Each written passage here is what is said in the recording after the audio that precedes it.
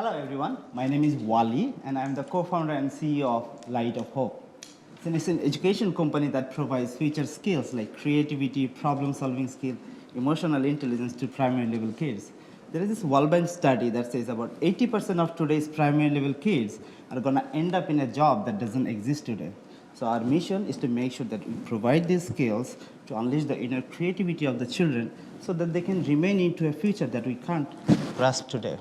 But obviously, when we started the company, we didn't know about this fact. The reason I started the company is deeply personal. So my 10-year-old cousin Ali, he dropped from primary school when he was 10 years old. He didn't find the school very interesting, and his parents didn't see the value in education. So he dropped from school, moved to Dhaka, get a job in a motor garage, worked there for 2 months, and then had a terrible accident and was in a hospital for over a month. So on the day when I was visiting him in the hospital, watching this little kid lying on the hospital bed with extreme pain, I was thinking that he should be in the school learning and playing with his friends. It was on that day I decided that I have to do something about it. Later I found that Ali was not alone. About 3 million children are dropping out from schools in Bangladesh. 3 million, that's the entire population of Finland. Now, back in 2015, when we started Light of Hope, we knew we had to do 3 things. Number 1, we have to make sure that we provide an interesting and engaging learning opportunity for children in school. We have to make sure the teachers have the right capacity to provide these skills to the children, and we have to make sure that we change the mindset of the parents. So we had this crazy idea that can we put an entire school system in a backpack and provide these things to all these different groups, literally anywhere in the world. So we came up with a product called Sputnique. So it's actually a school inside a backpack. So the whole thing is a completely solar-run multimedia classroom solution that literally anyone can carry anywhere and can start a school. So there is a projector, you have all the sound boxes, there is a foldable solar panel, it's a computing system, it acts like a small computer, and everything is actually connected with this Sputnik magic box, we call it. So while we are developing the prototype, Sesame Street came to us with a problem. They had this wonderful project where they actually wanted to teach children about injury prevention and also to their parents. They had all this amazing audiovisual content, but they're not sure how to bring those contents to children in schools and to the parents in communities in rural areas. So we partnered up, and with just 10 Sputnik, we were able to reach out to 40,000 children and parents in 100 different schools and 100 different communities in just 1 year. And after that initial success of the project, we started to partner up with different organizations like Save the Children, the government, GIZ, UNICEF, and we started to go into different settings like cities, slums, and refugee camp. Bangladesh currently hosts one of the largest refugee camps in the world. Now, while we're doing that, we started to do a few other things. We developed an online platform for children where we develop all these audiovisual contents and ebooks to develop these future skills. We develop online training platform for teachers and parenting courses for parents and integrate all of them with Sputnik. And what we also did is develop a video calling software that works in low bandwidth. So now you can actually use your smartphone to connect 50 of these Sputniks in 50 different locations and can teach almost 10,000 children at the same time. So right now, till date, through Sputnik, we have actually impacted over 100,000 children, parents, and teachers in Bangladesh.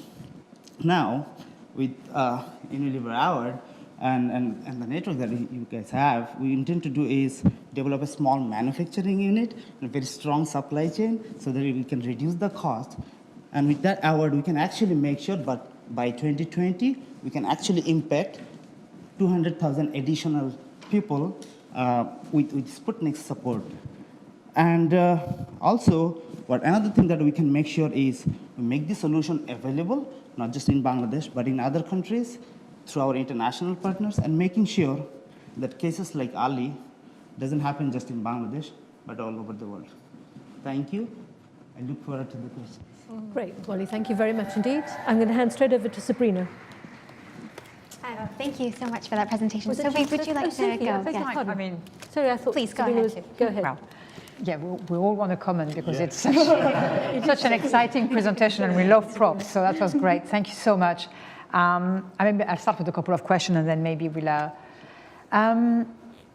if you could run me past your business model, because I saw online that you did consider being funded by people using this to charge their phone, but then, or not, or, I mean, how does it work, the financing? Is it for government? Is it...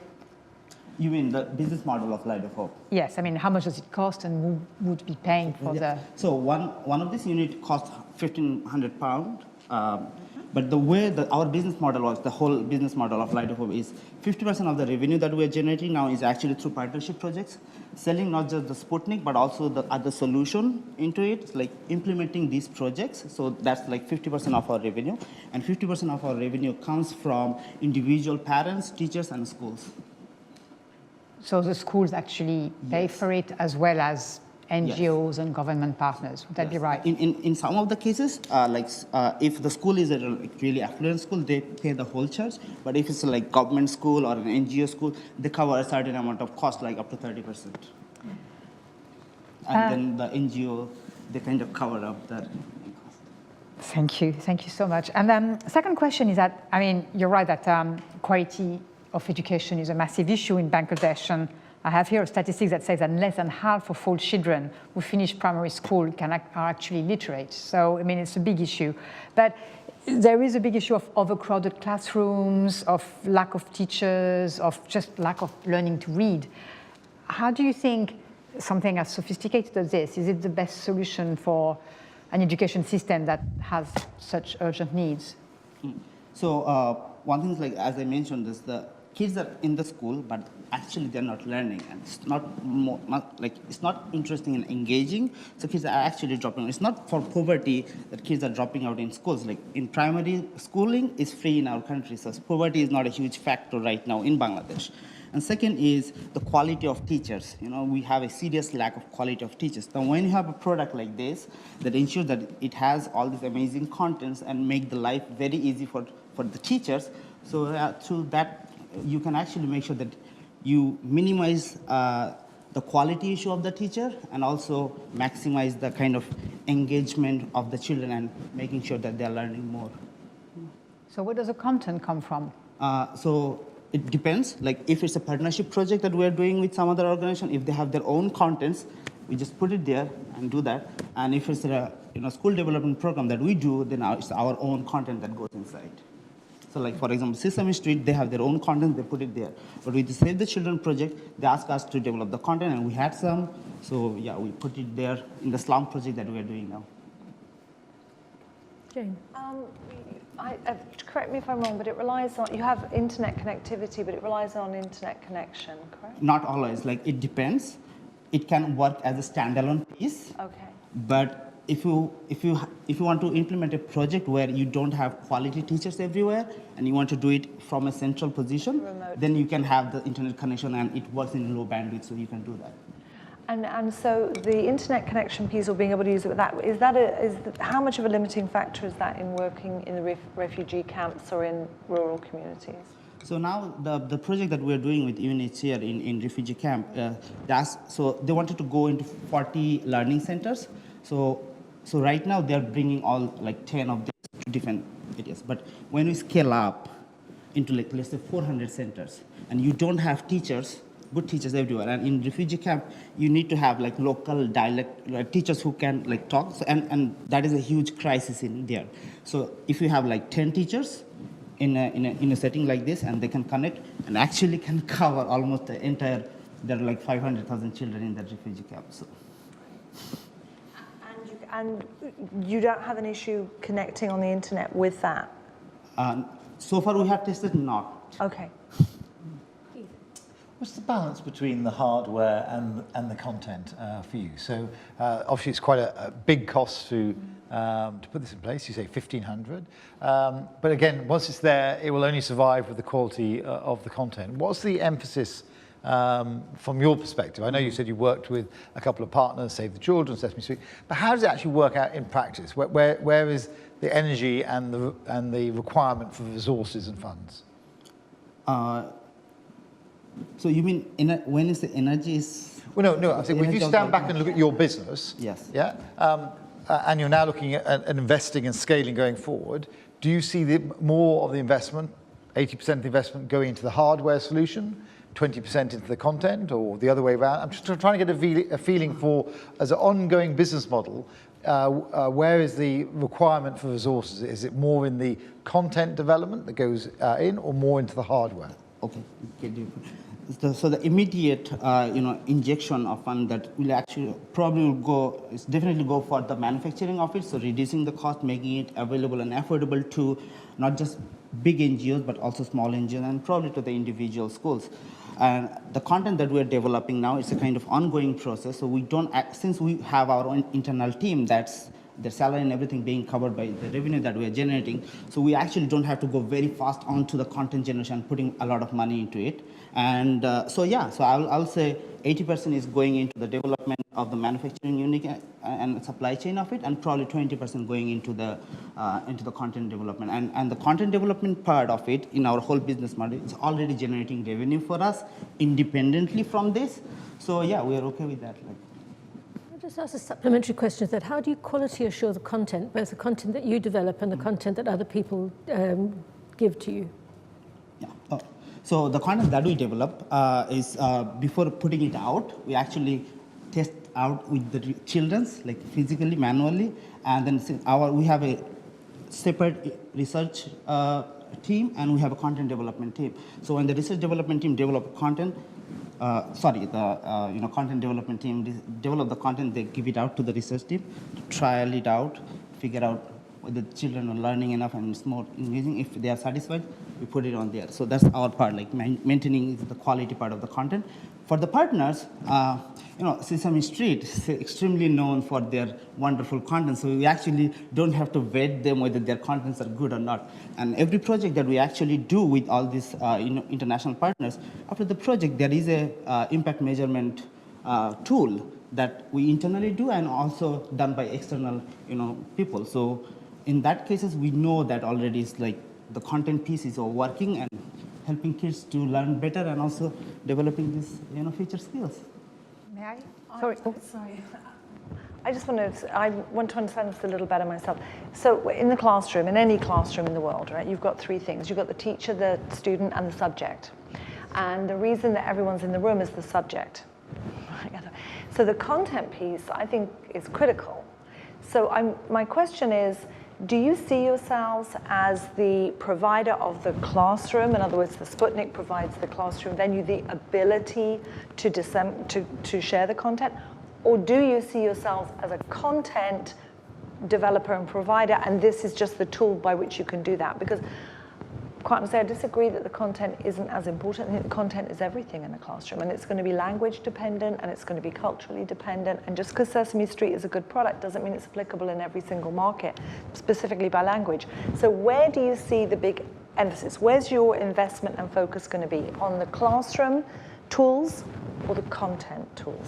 I'm going to check, Sophie, is yours a related question? Do you want to? Okay, so I'll let you answer that first, Wally, and then we'll come to Sophie. What's your business? I would probably say for next 2 years is more on the physical part of it and also the software piece of it. So that's going to be our core focus for the next 2 years.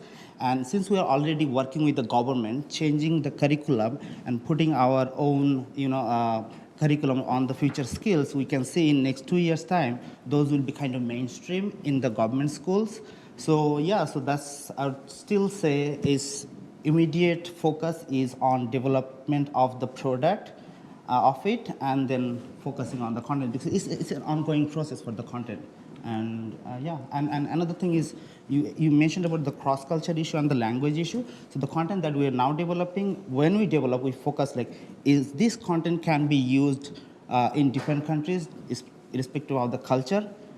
And the language focus is now we're developing contents on English and Bengali right now. But after some years, we have planned to go into like top 8 languages are actually being spoken by 60% of the world's population. So you can always got there. But it's not no rush into the content part. But yeah. Thank you. Sophie. Yeah, I just wanted to clarify quickly.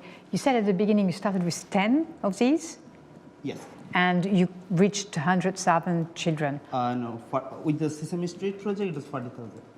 So I just was wondering, does it mean it stays in the class, it goes from school to school and it Yes. stays only 1 hour a week or 1 hour a month, or do you use it for teaching?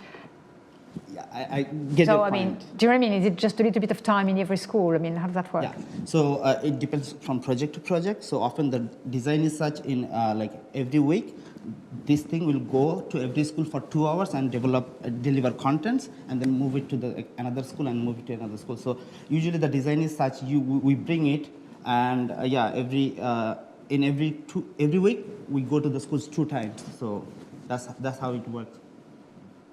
So. So you clearly were excited about what you could do with the prize if you would win it, yeah? Because you even mentioned it at the start. Yes. But what if you don't win? What would you then do? What is then your development plan to grow your business? The one issue is like so the way it works now is we get pre-order and we develop it ourselves, right? So that's why the cost and everything involved. If we don't win it, and we're guessing if we don't win it, so we're now actually working with 2 Chinese small manufacturing companies to figure out what will be the minimum order amount, quantity, to reduce the cost and everything. So probably that we'll continue to do. We still won like 8,500 pound, which is not, quite a bit of amount. So probably we can start on that. Will be a bit smaller unit, but we'll be probably fine. It's gonna take some time, and that's how we actually hold business model. We didn't invest like any money into it. It's like always generating revenue, reinvesting, and that's how we actually grew to 0 people to 65 people now. So the prize will accelerate it for you. Yeah, probably that we'll continue to do. It's gonna take some time, but yeah, no rush. Very good. I can imagine that the £1,500 per pack is prohibitive and potentially a barrier to scaling. What is the price point that you want to achieve that you think is palatable in the market that people would actually pay for? And what do you need to do exactly? What are the steps you need to take to go from £1,500 to that amount? And how long do you think that will take? So one piece is like, since it's the only available solution for NGOs in Bangladesh, so for big NGOs like UNICEF, Save the Children, the price point is not an issue. Is the mass adoption of it. Since like 30% of every NGO project goes into actually into delivering awareness program, training and stuff. So in terms of market, it's quite big. Is that the price point now is actually hindering a lot of small NGOs to adopt this. So if you bring it down to £1,000, that's gonna massively, make it available for every NGO. And in terms of reducing the cost, I'll just give you a very specific example. We buy the Asus projector, right? And we buy it from the local vendor from Bangladesh. It cost us 70,000 taka. And even if you buy it from Amazon, it costs you 50,000 taka. So if you have a partnership with Asus and tell them, guys, we're doing this wonderful project, can you provide us from your CSR budget? It's like, okay, at the manufacturing cost of the product, of the projector, that we can reduce the cost of the whole thing by 15 to 20%. Because the projector part is actually costing about almost half of the entire solution. So those smart partnerships gonna really, help us to reduce the cost. And that's where Unilever network probably come in handy. You've talked already about the work you've done with Sesame Street and Save the Children. Do you have other partnerships in development? Yes. So right now we have ongoing partnership with Save the Children, UNICEF, Bangladesh government, GIZ, and UNHCR. We're already in talk with Plan International. So they're developing this project. It's not education project, but since they know it's not just an educational product, it can be used for any kind of projects like healthcare or women empowerment, any kind of project. So we can see now there are some strategic or NGOs who see it as a medium of bringing it and really reducing the gap of rural communities and cities. So yeah, there are 3 to 4 more other international partners that we are talking to. Hopefully, by the end of this year, we will have a partnership with them. Fabulous. Right, thank you, Wally. I'm afraid that's all we've got time for, but thank you very much for an excellent Thank you. presentation.